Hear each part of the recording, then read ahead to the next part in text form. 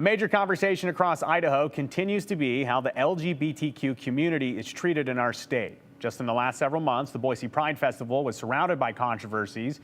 And of course, the North Idaho Pride Festival was a target of the Patriot Front group, a group that was arrested on site, hanging out in a box truck wearing their brave masks.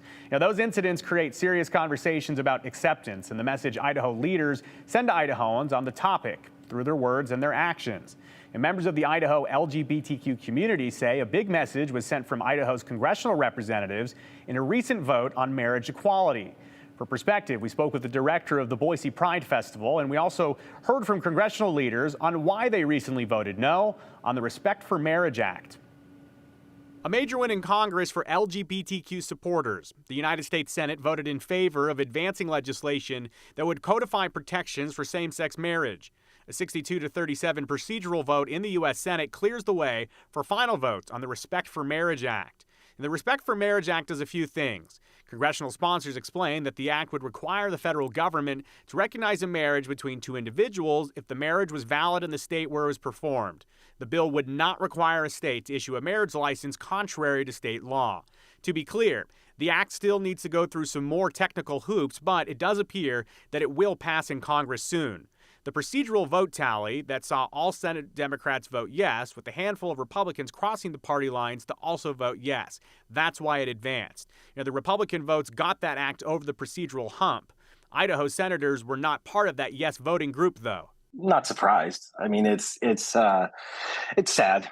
Donald Williamson is the executive director of Boise Pride. He says no votes from Senator Crapo and Risch are not surprising. It would be nice to see them vote to not always vote against marginalized communities and equal rights every single time. So why did Senators Mike Crapo and Jim Risch vote no on the Respect for Marriage Act?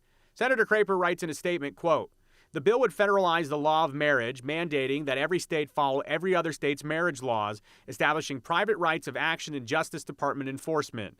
I firmly support states' rights to determine the definition of marriage. Idaho has the constitutional right to define marriage as its voters and duly elected officials determine. I also remain concerned with this." Senator Risch writes, regarding same-sex marriage, Idaho has a constitutional amendment on the book defining marriage as its voters determine, and that is a standard I support. The federal government has no business attempting to direct our views on this matter. In addition, this bill lacks crucial religious liberty protections for individuals, schools, adoption agencies, and faith-based organizations that hold valid religious views that disagree with this mandate. I find that ironic because I found it as yet another example of elected officials trying to force their personal, deeply held religious beliefs on everybody else. That they govern, because not everybody worships the way that they worship. But, like I said, it's sad, but it's not surprising. Williamson says he understands the arguments against the act, but regardless, no votes on the Respect for Marriage Act still sends a message to the Idaho LGBTQ community.